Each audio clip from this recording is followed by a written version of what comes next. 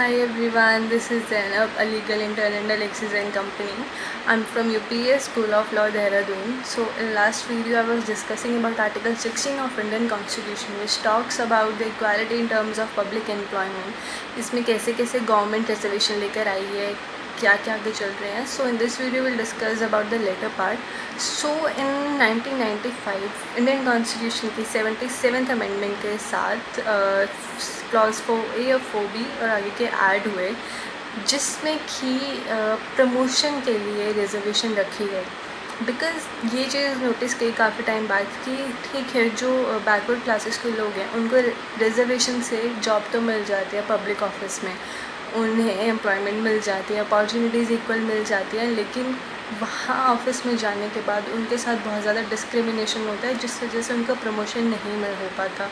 तो इस वजह से ये इस मैटर में भी रिजर्वेशन आई, जो अमेंडमेंट के साथ आई, जो था 4A, जिसमें लिखा है that state can making any provisions for reservation in matters of promotion with सब consequential seniority to any class और classes of the post in the services under the state in the favour of SCs and STs which is in the opinion of the state are not adequately represented in the services under the state. वही कि अगर उन्हें लगेगा कि वो काम अच्छा तो कर रहे हैं लेकिन उनका प्रमोशन नहीं हो रहा है,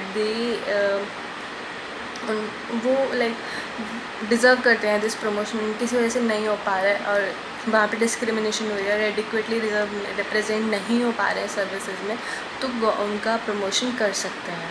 इनसे यहाँ पे वो रख दिया है रिजर्वेशन. और इसके बाद 4B में ये आया state can fill any unfilled vacancies that is the backlog vacancies और कैरी फॉरवर्ड, जो कि हुआ था 81st अमेंडमेंट इन 2000. ये हम एक एग्ज़ाम्पल से समझेंगे. लाइक इन UPSC जो हमारा एग्ज़ाम होता है उसमें एक रिज़र्व कैटेगरीज़ की सीट्स रख देते हैं थोड़ा टाइम बाद कि मतलब जिससे कोई उन्होंने पोस्ट निकाली जिसमें 15 सीट्स थी, ठीक है. अब उसमें से 10 सीट्स फिल हो गई, 5 थी जो रिज़र्व थी OBC कैटेगरी के लिए, लेकिन क्या हुआ कि वो नहीं भर पाई because of somehow any reason. So पहले क्या होता था कि ये जो सीट्स थी जनरल कैटेगरी के लोगों को दे दी जाती थी, लेकिन अब कोर्ट ने आगे आया एंड दे से कि नहीं, ऐसा नहीं होगा. इसके साथ साथ पार्लियामेंट ऑल्सो इंश्योर्ड कि ये जो सीट्स हैं ये रिज़र्व कर दी जाएंगी एंड कैरी फॉरवर्ड हो जाएंगी टू द नेक्स्ट ईयर. जब एग्ज़ाम होगा या नेक्स्ट वैकेंसी निकलेगी तो उस टाइम पर वैकेंसीज़ को फिल किया जाएगा और जनरल कैटेगरी को नहीं दिया जाएगा. सो इसका मेन फंडा यही था. तो बेसिकली इस आर्टिकल का यही मोटो है कि उन लोगों को भी ट्रांसपेरेंसी रहे, हर चीज़ में इक्वल अपॉर्चुनिटीज़ मिले. This article covers the initial appointments, promotions, termination of employment, matters relating to salary, periodical increments, leave, gratuity pay, pension, age of superannuation etcetera, सब कुछ होता है. तो इसके साथ ही एक काफ़ी केस आया था काफ़ी अच्छा, which is M. Thomas versus state of Kerala.